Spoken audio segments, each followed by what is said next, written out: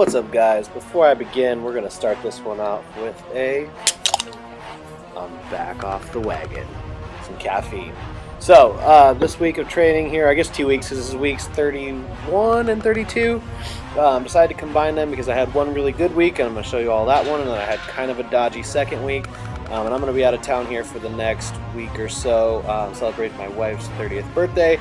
So we're going to be in Vegas. So I figured I'd get this training log kind of caught up and knocked out before we go, since I will probably end up taking all of next week off, since it's about time that I take a week off anyway. So what you're seeing here is some Swiss bar floor press from last week's max effort workout. Those felt okay. Only took 275 for a 3x3. They were not feeling as good as I was kind of hoping, and so ended up taking just some regular straight bar bench as a secondary pressing movement. The things that I'm playing around with here is actually trying to arch less. For some reason I have less pain and the bar moves better if I keep my back actually a little bit flatter. So I'm trying to play around with that. That ended up going really well, and I took 240 for a set of 10 after having all of my triples with 275 on the Swiss bar feel a lot shittier than I was expecting. So whatever on that day. Squats from that week felt phenomenal. What I ended up doing is going up to 330, which is the 3 wheels there, and then basically for every set after that I added 2 chains to the bar.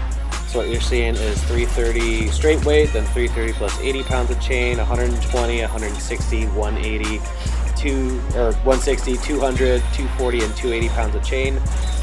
So the top set here I hit was 600 or 605 at the top, and all of these moved really well. I don't have any noticeable shifting. The bar felt really locked in on my back, and I was able to actually get my lats locked in a lot better than I have in the past. So you can see just coming out of the hole, I'm doing a really good job of keeping the sternum high and actually leading with the upper body, which is why this ended up feeling so good. So pretty happy with that. I haven't had 600 on my back in a while. Granted, it's a combination of chain and plate weight, so I'm in no way saying this is the equivalent to a 600 pound squat, but considering how it felt and moved, especially for being I weighed in at 230 on this workout day. For as light as I am, I was really happy with it. So did a similar kind of a setup on the deadlifts that week.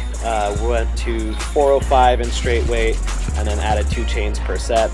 Ended up taking these up to 645 top weight, or 405 plus 240 pounds of chain, which also moved really well, and I didn't have any kind of stuttering in through my hips or hamstring, and no noticeable shift. So that felt really good. I think, or I don't think, I know because it's already happened. Ended up taking some heavier straight weight as well. That did not go as good as well that following week, but we'll get to that in a second. So after these pulls with the chains here, ended up doing some Zercher hold carries on the yoke.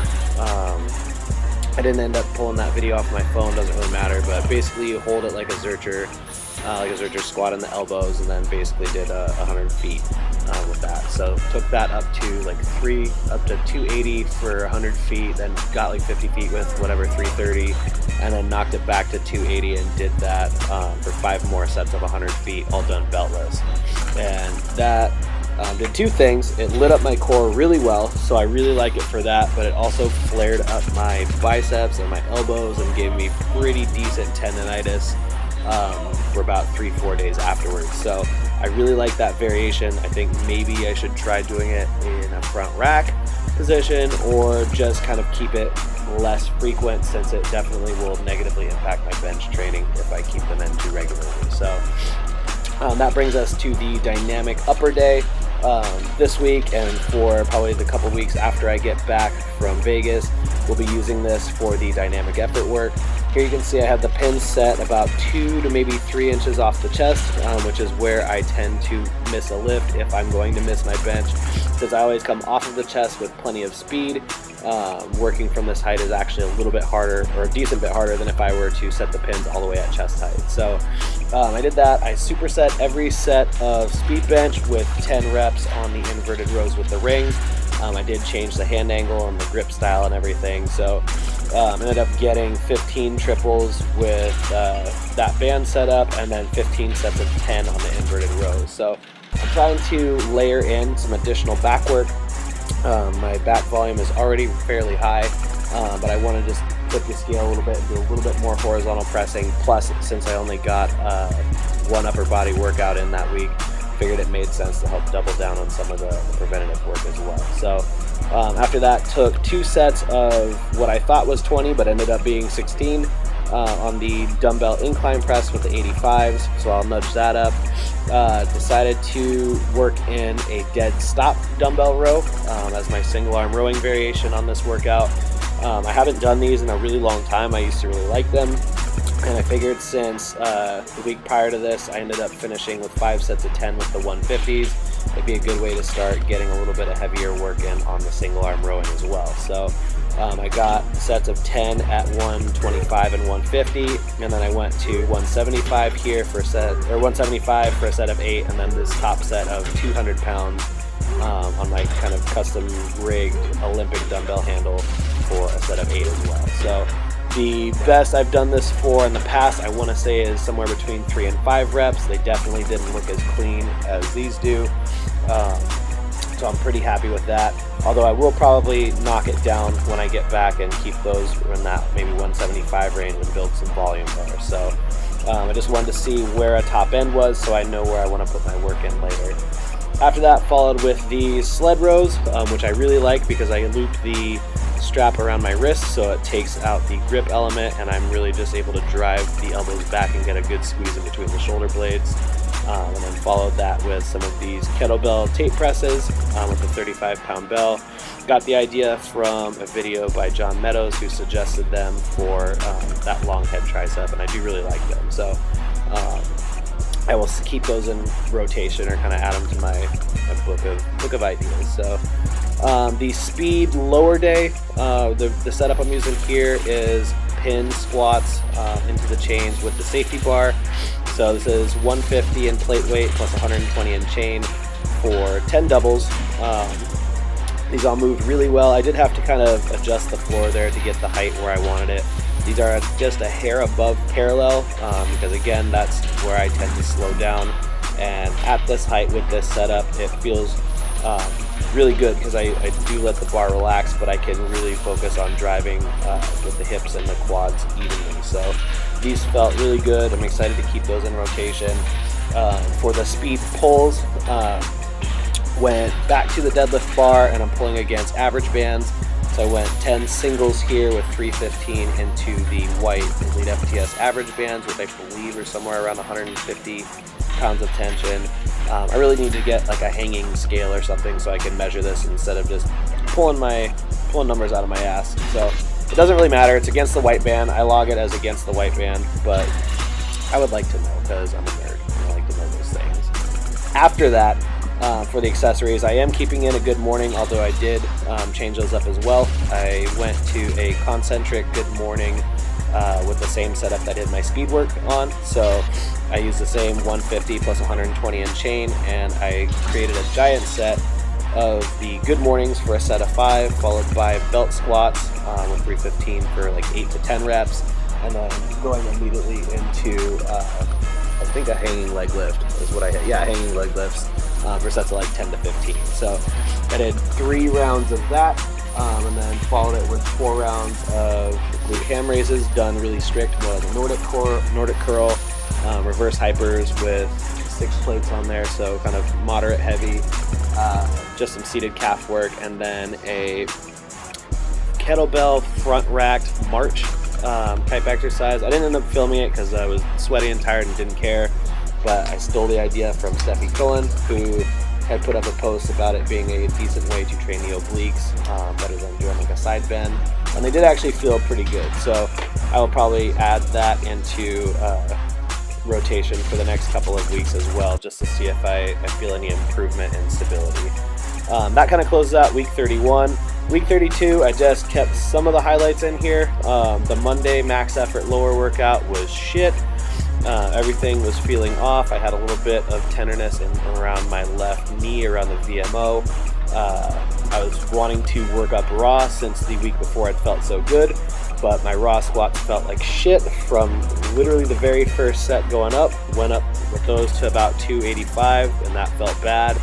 Threw on the briefs and went up to 380 and that felt bad.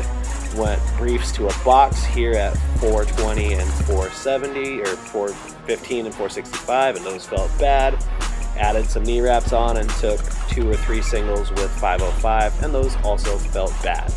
So decided to shut it down, tried to pull afterwards, that was shit as well. Got up to 405 which felt like 600 and I pulled the plug and pretty much just called it a day then. So that was not super ideal. The Wednesday dynamic day felt fine. I had pretty decent tendonitis from being on the straight bar, so thanks a lot straight bar for that. So that wasn't necessarily that exciting of a workout. And then on the dynamic lower day, decided to throw on a single ply suit and just kind of fuck around a little bit. So I'm picking this up from Shane, one of our guys here at Savage, and our only single ply guy, our main single ply guy. So I figure I will start learning some gear and then I can kind of bounce between doing a meet and wraps and a meet and single ply gear. And this actually felt okay. So just took it up to 420 here. I did 3 total singles here after working up, just trying to kind of find my groove in the suit. It is very similar to squatting in the briefs, but it is not quite the same. So this was enough to just get some practice in. But I'm excited to play around with it. I think that'll be pretty fun. For pulls, for the first few sets, I alternated between pulling sumo and conventional. I did that up to 455 and then just stayed with conventional because sumo, and pulled a 495, a 545, and a 605, all fairly clean and fast.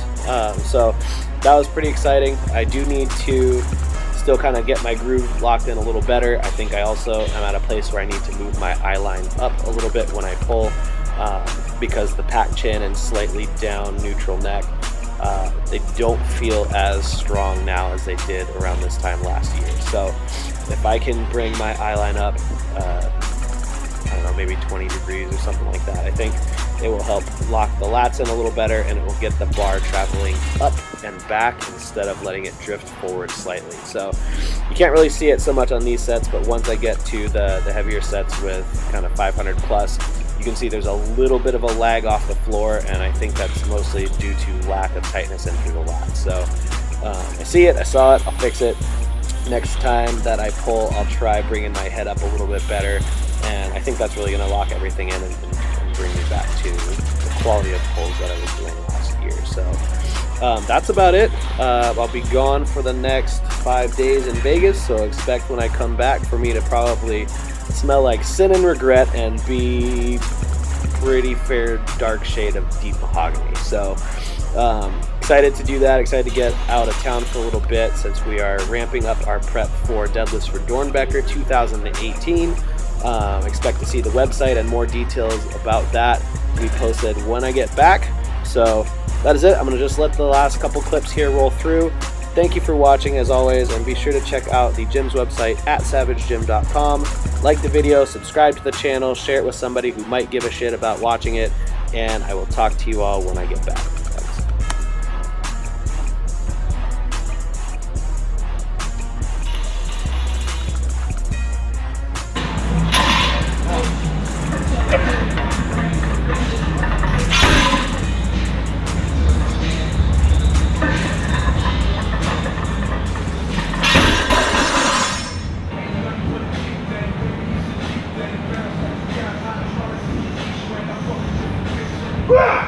Come on.